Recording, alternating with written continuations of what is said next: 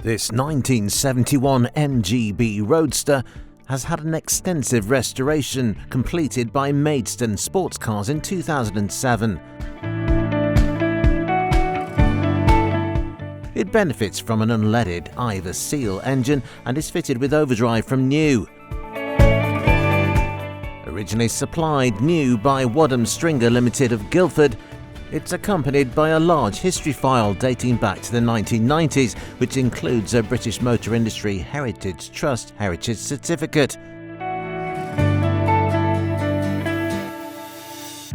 It's ready to be used and enjoyed.